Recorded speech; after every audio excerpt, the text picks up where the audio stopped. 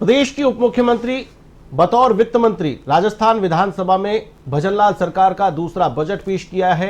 दिया कुमारी ने एक के बाद एक कई घोषणाएं की हैं। इन घोषणाओं पर चर्चा करेंगे। चर्चा करने के लिए मेरे साथ स्टूडियो में मौजूद हैं कांग्रेस प्रवक्ता भीमराज जी जाखड़, आपका बहुत बहुत स्वागत है। बीजेपी प्रवक्ता पवन कानूनगो जी, आपका भी बहुत बहुत स्वागत है।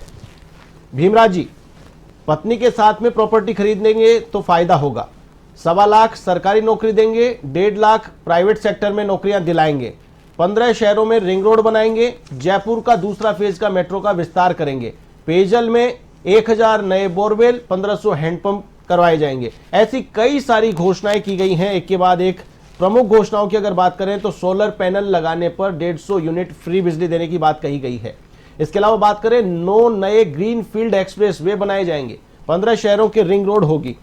राजस्थान में एक साल में विभिन्न पदों पर 1.25 लाख नौकरियां देने की बात की गई है। साथ ही साथ जैसा मैंने कहा, प्राइवेट सेक्टर में भी 1.5 लाख नौकरियां दिलवाने का काम सरकार करेगी।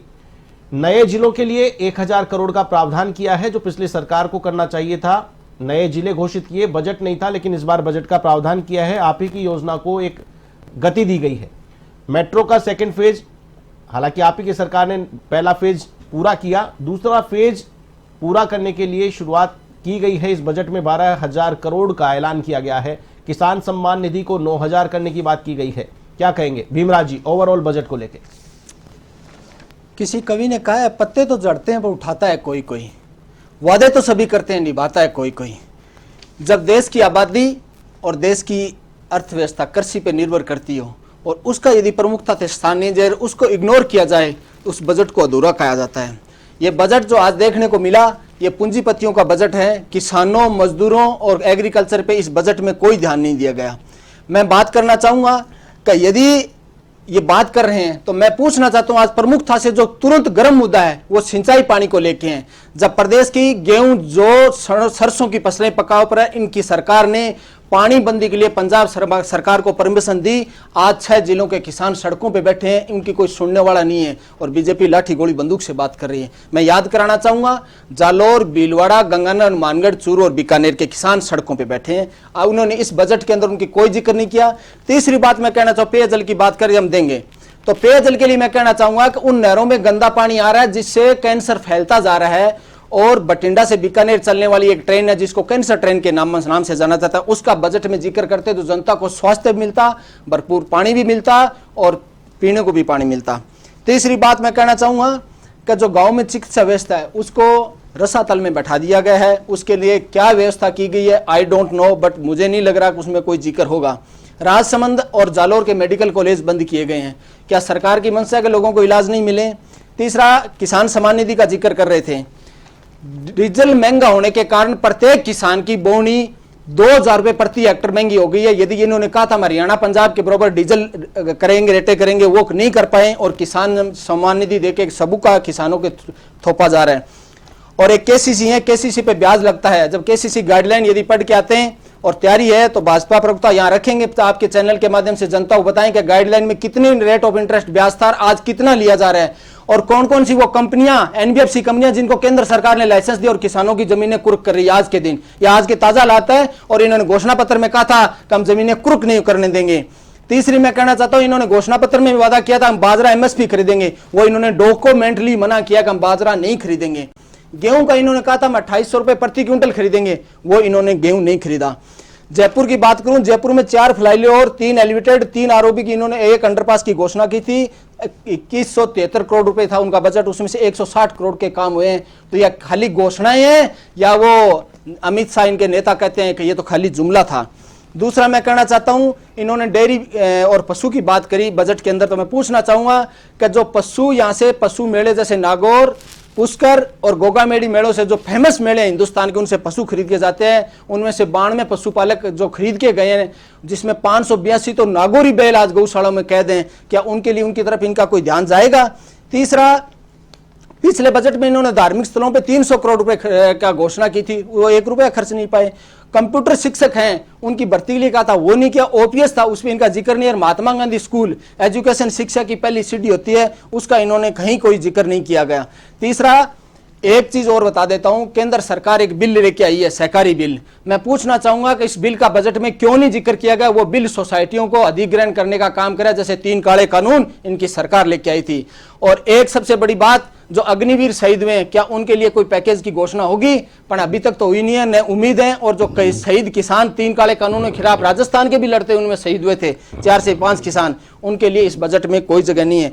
End of the day final यही कहना चाहूंगा कि ये बजट पूंजीपतियों के लिए, किसान मजदूरों के लिए इसके लिए कोई जगह नहीं दी। केंद्र सरकार ने आज से 6 महीने पहले 10.80 करोड़ नरेगा मजदूरों को 1 घंटे में बाहर निकाला था। उन नरेगा मजदूर उसमें राजस्थान के भी थे, उनका इस बजट के अंदर कोई स्थान नहीं दिया गया। उन नरेगा मजदूरों को वापस लेंगे या नहीं लेंगे। एक नाबार्ड का था कि नाबार्ड के जो कार्यालय तहसील हेडक्वार्टर पे दिए गए थे, कि राजस्थान सरकार ने कहा था वो नाबार्ड के सब्सिडी के तहत छोटे उद्योगों को प्रोत्साहित करता है, उसके कार्यालय इन्होंने बंद किया, उसको दोबारा चालू करने का जिक्र नहीं किया। एक जो 35% ग्रामीण बैंक है, केंद्र सरकार ने घोषणा की है कि हम 35% ग्रामीण बैंक बंद करेंगे, इस बजट में उसके लिए कोई जिक्र नहीं किया। एक 77 करोड़ 98 लाख रुपए दिसंबर 2023 का प्रधानमंत्री फसल बीमा योजना जो केंद्र की मोदी सरकार लेके आई थी, वो गुजरात में लागू नहीं है। उसका 49% शेयर होता है स्टेट का, 49 सेंटर का होता है, 2% काश्तकार का है। जबकि स्टेट अपना हिस्सा दे चुका है, उन किसानों को बीमा क्यों नहीं दिया जा रहा? यदि उन्होंने कहीं से लोन ले रखा है सेंट्रलाइज बैंकों से, वो बैंक ब्याज और पेनल्टी ठोक रहे हैं, और आज उनको ये क्लेम सरकार 2021-22 की बात कर रहा हूं, ये क्लेम है वो अभी तक नहीं मिल पा रहा है। तो हम इतना कहना चाहेंगे, ये बजट शिक्षा, किसान, मजदूर और महिलाओं के विरोधी बजट आज पेश किया गया है। इनमें गरीब किसानों को कहीं नहीं दिया, सिर्फ पूंजीपतियों की चमचागिरी का काम किया गया है। ठीक है, पवन कानूनगो जी हमारे साथ में मौजूद है, बीजेपी प्रवक्ता। पवन जी, आप सीए भी हैं और आपसे हम जानना चाहेंगे कि बजट को अच्छे से समझाएं, क्योंकि विपक्ष ने तो इस आपके पूरे बजट को नकार दिया है। इस बजट को शिक्षा विरोधी, महिला विरोधी, युवा विरोधी, किसान विरोधी इस बजट को करार दिया है। कृषि को लेकर के कोई खास स्थान इस बजट में नहीं दिया गया है, जिस प्रकार से भीमराज जी कह रहे थे। साथ ही साथ चिकित्सा को लेकर के इन्होंने चिंता जाहिर की है, शिक्षा को लेकर चिंता जाहिर की है। इस बजट में जिस तरह से सरकार इस बजट को ऐतिहासिक बजट बता रही है, भजनलाल सरकार अपनी पीठ थपथपा रही है, लेकिन विपक्ष इसको सिरे से नकार रहा है। पवन जी। तिवारी जी, ये मेरे जो कांग्रेस साथी हैं जाखड़ जी, इनों के साथ क्या है कि थोड़ी सी समस्या है। अभी तक ये क्या है कि इसको पचा नहीं पा रहे हैं। इतना अच्छा जो बजट दिया गया है उसको जो अपनी ये कमियां कैसे निकाल रहे पता नहीं। केंद्र में जो पहले बजट आया उसको भी सबने देखा, सराहया है। और पिछले बजट की ये जो घोषणाओं की बात कर रहे हैं कि साहब ये जो अपनी कोई धरातल पे नहीं उतरता है, तो मैं उसके लिए बता दूं कि खाद्य सुरक्षा योजना से जुड़े परिवारों को 450 रुपये में रसोई गैस सिलेंडर देने का जो वायदा किया था बजट में, वो उपलब्ध किया गया। इसके बाद जो है वहाँ पे सामाजिक सुरक्षा पेंशन में बढ़ोतरी 1000 से 1150 की गई, वो धरातल पे उतरी है। और 1150 रुपये पेंशन जो है वो दी जा रही है, और अब इस बजट में 1250 कर दी गई है। आप उठा करके देखें कि आरसीपी पर काम जो है वो शुरू हो गया है। 9400 करोड़ रुपए उसमें खर्च भी हो चुके हैं। आगे के लिए 9300 करोड़ रुपए उसके लिए आगे के लिए रखे गए हैं, अगले साल के लिए 12000 करोड़ के काम इसमें चालू हैं। ये कह रहे हैं कि सिंचाई, इससे सिंचाई का जो है कृषकों के लिए ये योजना सिंचाई के लिए जो है वरदान साबित होगी। 25,000 करोड़ रुपए के ऋण जो है वो 35 लाख किसानों को ये मुहैया कराए जाएंगे, ये भी इस बजट में प्रावधान है। 900 करोड़ की सिंचाई पाइप का जो है इसमें प्रावधान रखा है। 3 लाख हेक्टेयर भूमि जो है वो सिंचित करने के लिए 1250 करोड़ रुपए का लक्ष्य इसमें रखा गया है, जिससे 4 लाख किसानों को फायदा होगा। इन्हों को जैसे पीएम किसान सम्मान निधि है, उसमें के अतिरिक्त मुख्यमंत्री जो है यहाँ से जो है इनमें 9000 रुपये प्रतिवर्ष की जो है बढ़ोतरी करके 9000 रुपये प्रतिवर्ष, तो ये क्या किसानों के लिए नहीं है। 75,000 किसानों की तारबंदी के लिए 325 करोड़ रुपए का अनुदान स्वीकृत किया है, जिससे उनकी खाद्य जो है उनकी फसल की सुरक्षा रहे। तो ये सब किसानों के लिए जो बात कर रहे हैं, तो किसानों के लिए बहुत बड़ा जो है। और ऐसे ही गेहूं की एमएसपी में 150 रुपये का बोनस का इजाफा किया है इन्होंने।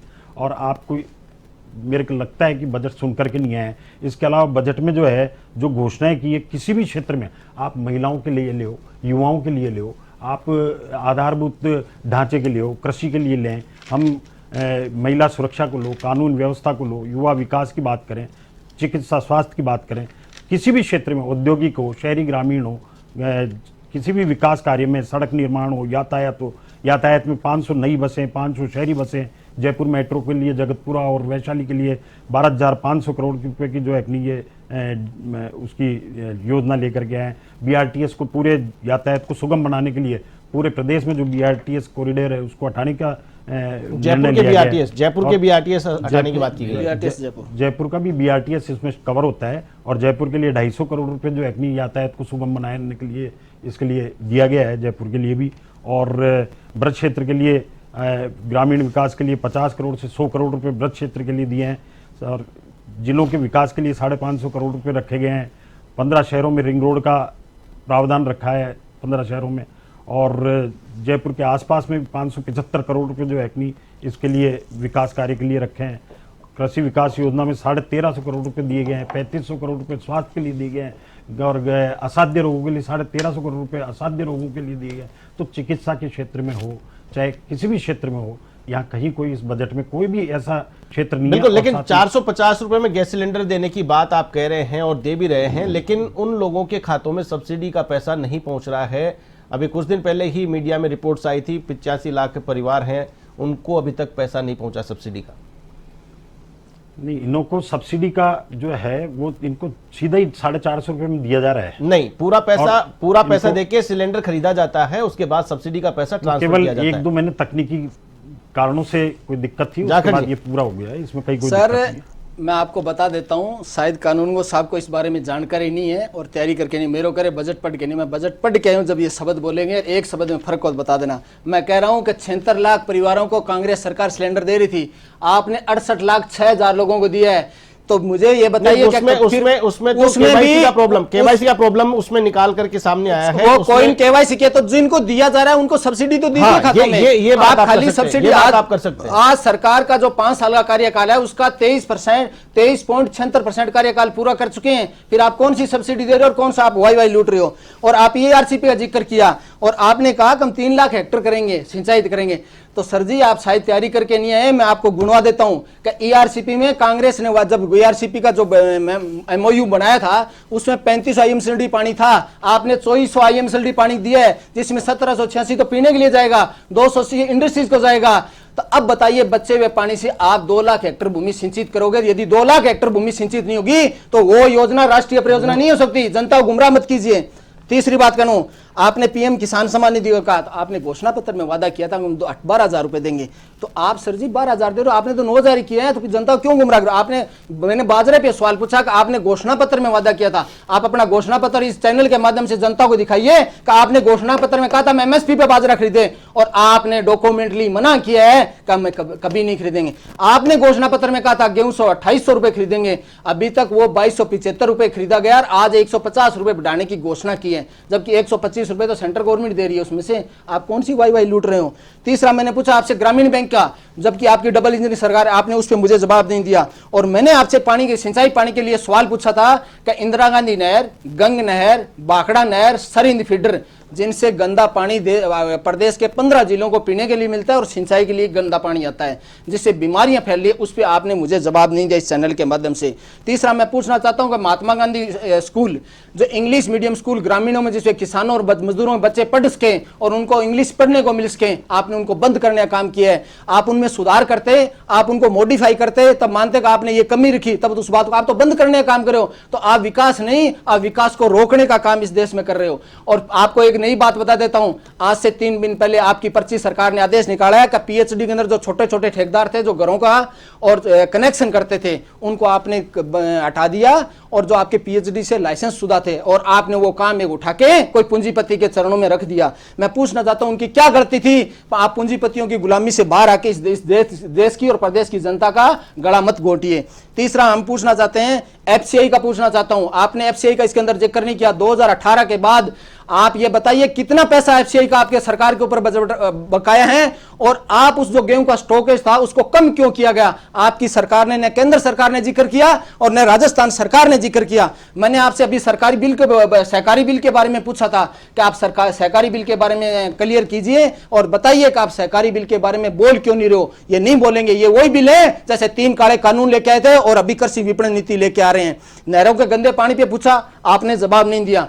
और जो गौण मंडियां थी, जो 1000 गौण मंडियां गांव में इसलिए खोली गई थी कि किसान अपने खेत के नजदीक सरकारी रेट पे, MSP पे वो अपना अनाज तुला सके, आपने उनको बंद करने का काम किया। प्रधानमंत्री फसल बीमा का योजना का मैंने पूछा, जिसमें 3 कंपनियां सरकारी हैं, 3 कंपनियां सरकारी, 7 प्राइवेट हैं, और वो योजना केंद्र की मोदी सरकार लेके आई थी, वो गुजरात में लागू नहीं है, पर राजस्थान में हम विपक्ष में होते हुए भी हमने सरकार इस योजना को लागू किया था। आप उसका किसानों को मुआवजा नहीं दे रहे हैं, यदि मांगने जाते हैं तो आप उन पे मुकदमे ठोकते हो, जेड़े भरते हो। अरे उससे किसान डरने वाला नहीं है, वो तो आज अंग्रेजों से भी नहीं डरा और अंग्रेजों के मुखबिरों से भी नहीं डरेगा। मैंने कुर्की के बारे में पूछा कि आज एनबीएफसी कंपनियां और बैंक कुर्की कर रहे हैं, जिसमें भूमि विकास बैंक भी शामिल है, आप उस पर कह रहे थे हम होने नहीं देते, तो उसके अंदर आपकी क्या राय है, आप बताइए।